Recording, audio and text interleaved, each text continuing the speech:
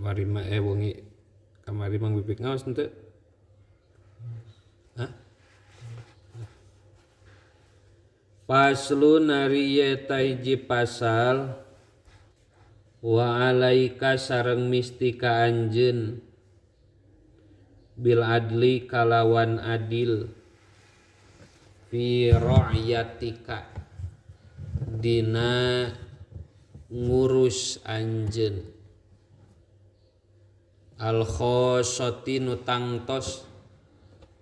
wal ammati jeung anu umum wa kamalil hibdi jeung sampurnana ngariksa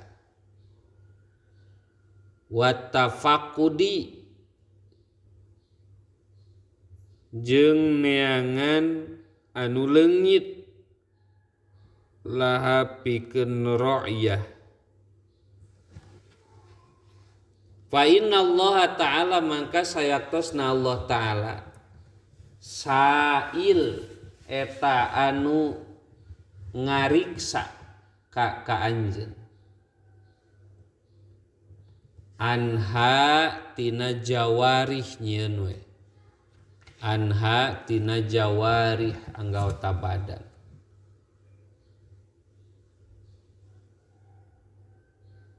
wa kullu ra'in jeung ari setiap pemimpin mas'ulun eta bakal ditaros an ra'yati tina kapamimpinanana wa ani jeung ngamaksud kuring bi ra'yatika kalawan kapamimpinan anjeun al khossati anu tangtu jawarihuka eta pirang-pirang anggota badan anjeun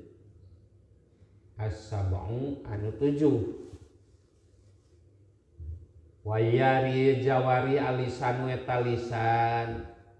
wasam'u sareng panguping wal basaru 3 paningali wal batnu 4 beuteung wal farju 5 pariji wal yadu 6 leungeun warijlu 7 suku. Fa inna hadhil jawarih mangka sanyana ari ieu pirang-pirang anggota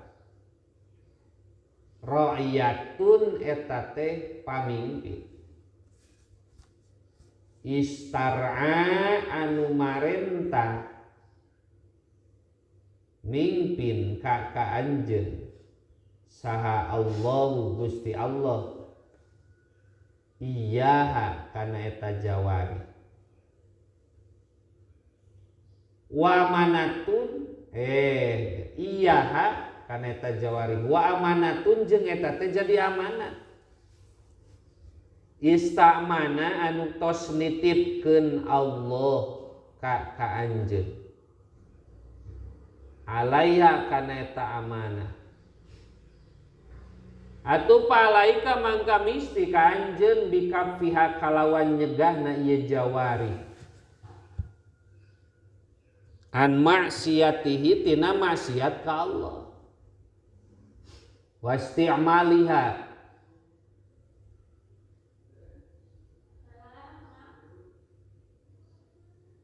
jeung ngagunakeun eta jawari li taatihi pikeun taat ka Gusti Allah.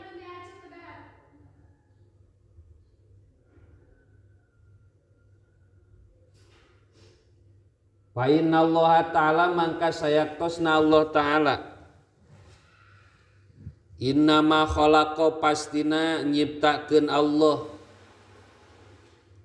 ha kana jawarih laka pikeun anjeun lituti'a supaya turut anjeun hu ka Gusti Allah biha kalawan ieu jawarih wahia sareng ari itu jawari eta min ajali ni'amillahi tina sapalih pangageungna pirang-pirang nikmat Allah alaika ka anjeun wa syukruha jeung ari syukuranana eta nikmat antuti'a eta yen taat anjeun hu ka Allah subhanahu maha suci Allah biha kalawan eta jawari wa alla ta'siya jeung yen teu maksiat anjeun hu ka Allah bisyai'in kalawan hiji perkara minha tina jawari fa in tarokta mangka lamun tinggal anjeun zalika kana syukru lam taf'al tegesna teu migawe anjeun hu kana zalik faqad baddalta maka nyata ngagantian anjeun ni'matallahi kana nikmat Allah kufron kana kufur naudzubillah walau annallaha jeung lamun teu sanyana ari Allah sakhara eta tos nalukeun Allah hadihil jawarihi kana ieu pirang-pirang anggota badan laka ka anjeun wajabbaro jeung tos maksa Allah ha kana jawari ala ta'atika kana turut ka anjeun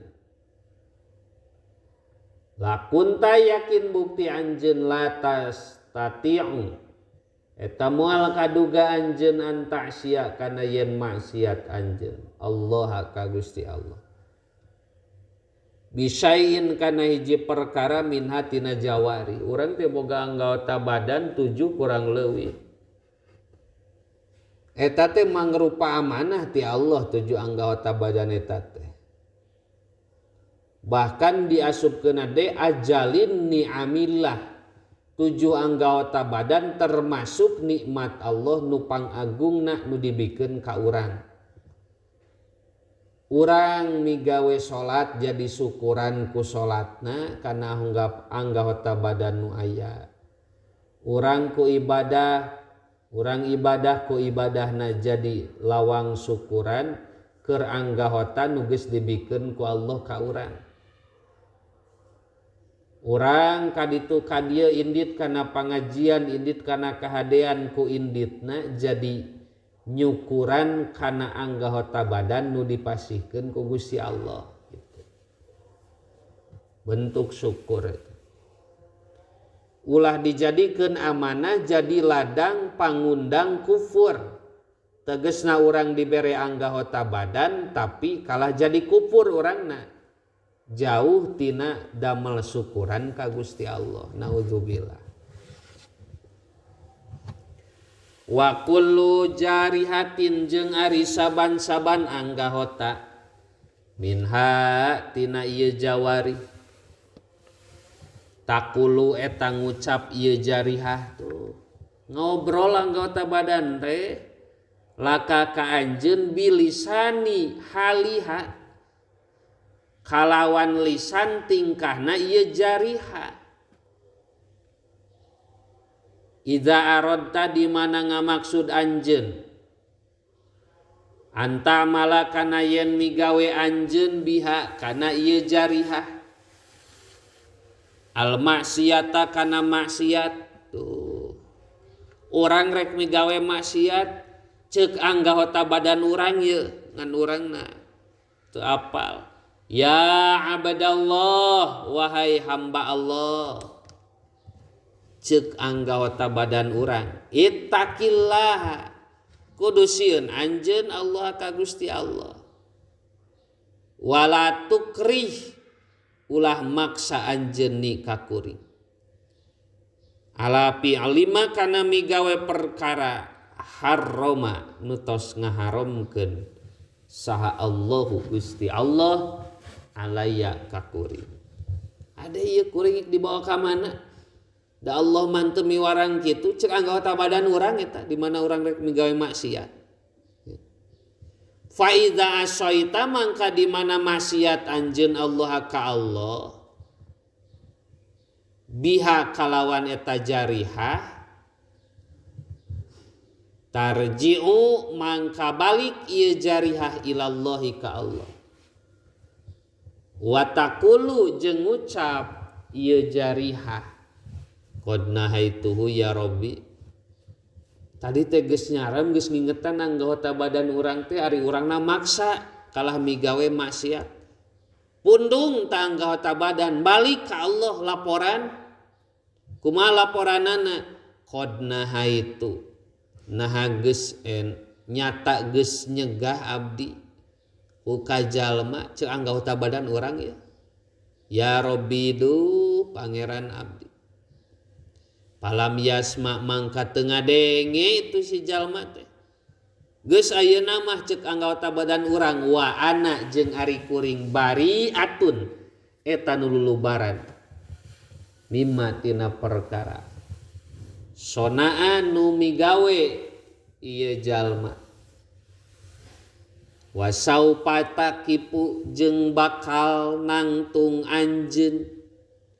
baina yadayillahi ta'ala dipayuneun Allah ta'ala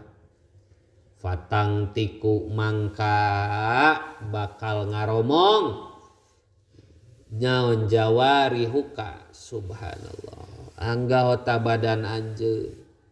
syahidatan bari nu nyaksian laka ka anjeun bima kana perkara amil tak nu migawe anjeun biha kana ieu bihaku ieu jawari min khairin tina kasayan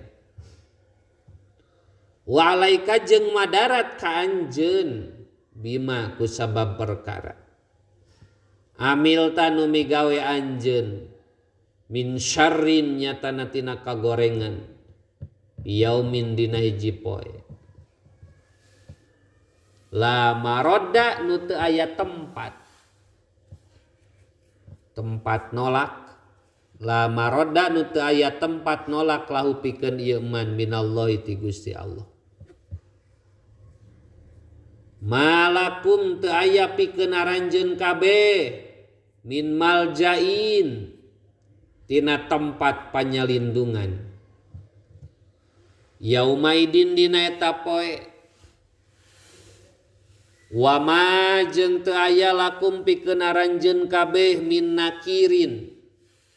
tina ingkar yaumalayan pau dina poean eueuh manfaatna naon malun harta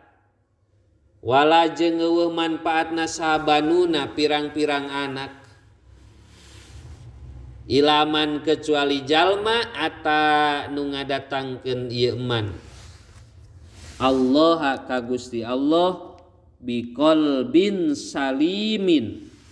kalawan mawahate anu salame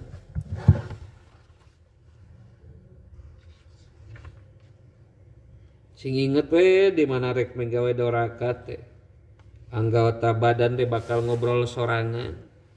di dunia keneh geus ngelingan ngan urang teh sadar ke di akhirat mah bakal jadi nyaksian urang sorangan anggota badan teh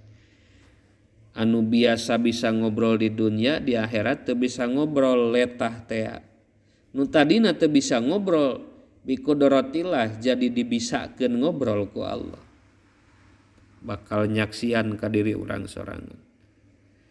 wallahu a'lam bishawab.